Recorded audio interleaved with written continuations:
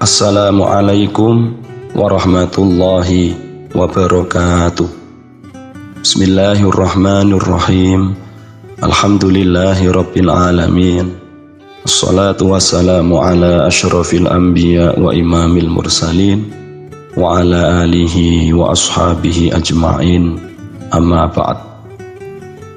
Iman dan amal adalah dua hal yang tidak bisa dipisahkan, karena keimanan seseorang nantinya yang akan mempengaruhi sejauh mana baik tidaknya amal dari seseorang. Semakin kuat iman seseorang kepada Allah Subhanahu wa Ta'ala, maka akan semakin baik pula amal yang dilakukan orang tersebut, terutama dalam menjalankan perintah-perintahnya. Dalam ayat suci Al-Quran, banyak sekali ayat-ayat yang menggandengkan antara iman dan amal. Ini membuktikan bahwa antara keduanya ada hubungan khusus yang tidak bisa terpisahkan dan menjadi satu kesatuan. Alladzina amanu wa aminus sholihat, orang-orang yang beriman dan yang beramal solih. Apa itu amal solih? Amal solih adalah al-amalu yardahullah, amal yang diridhoi oleh Allah Subhanahu wa Ta'ala. Apa itu amal yang diridhoi oleh Allah? Yang pertama adalah amal yang muwaffiqan li syar'ihi, yang sesuai dengan tata aturan syarak, sesuai dengan aturan hukum fikih, sesuai dengan syarat rukun dalam setiap ibadah. Yang kedua adalah mukhlishon liwajhihi, amal yang murni ikhlas karena Allah Subhanahu wa Ta'ala. Dengan dua hal ini, maka amal kita adalah amal yang mendapatkan ridho dari Allah Subhanahu wa Ta'ala, yaitu amal yang diterima oleh Allah, amal yang mendapatkan pahala yang kelak akan menjadi bekal kita di yaumil akhir. Tentu untuk memupuk keimanan ini tidak mudah.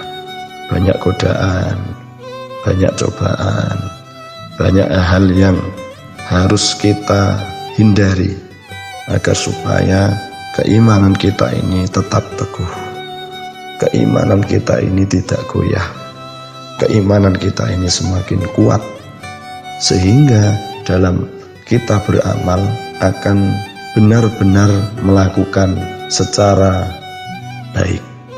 Tidak hanya beramal saja, tapi amal yang benar-benar bernilai, amal yang diberikan keikhlasan oleh Allah, amal yang murni hanya mengharapkan ridho dari Allah, amal yang memang benar-benar ditujukan bukan karena selain Allah, murni beribadah mendekatkan diri kepada Sang Maha Pencipta Allah Subhanahu wa Ta'ala.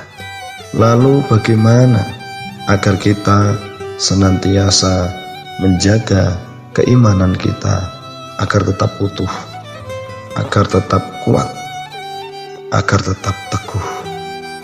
Yang pertama, kita senantiasa berusaha untuk melakukan perintah Allah. Kita senantiasa berusaha untuk tidak meninggalkan apa yang diperintahkan oleh Allah Subhanahu wa Ta'ala. Yang kedua, kita berusaha senantiasa menjauhi apa yang dilarang oleh Allah Subhanahu wa Ta'ala.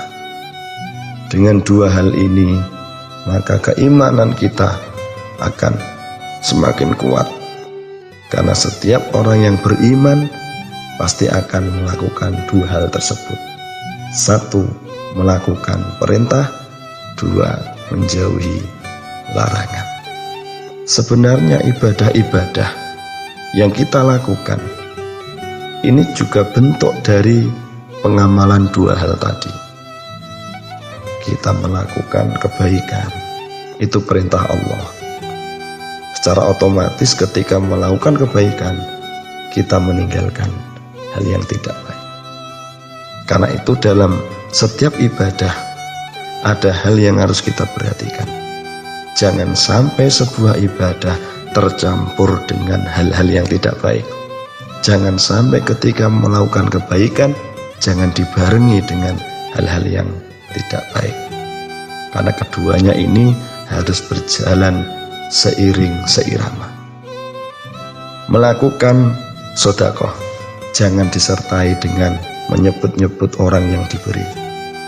Melakukan zakat jangan sampai dicampur dengan hal-hal yang dilarang oleh agama. Melakukan transaksi dalam muamalah jangan sampai disertai hal-hal yang diharamkan dalam ilmu fikih. Kita sholat, kita beribadah, jangan sampai ada rasa sombong di dalam hati. Jangan sampai ada rasa ujub, membanggakan diri sendiri, karena itu akan merusak kebaikan yang kita lakukan. Karena ketika melakukan kebaikan harus diingat, harus disertai dengan meninggalkan keburukan. Tidak boleh melakukan kebaikan disertai dengan perbuatan yang tidak baik, karena perbuatan yang baik akan tidak sempurna, bahkan bisa menjadi rusak gara-gara dibarengi dengan amal yang tidak baik. Tentu kita berharap agar amal kita diberikan oleh Allah menjadi amal yang benar-benar disertai dua hal tadi. Satu sisi kita melakukan perintah, di sisi yang lain kita meninggalkan larangan. Tidak kita campur aduk, karena ketika bercampur maka kebaikan itu akan tidak sempurna, bahkan bisa menjadi rusak. Assalamualaikum warahmatullahi wabarakatuh. Kalamku, kajian Islam Qudsiah. Jangan lupa ya, subscribe, like, dan komen.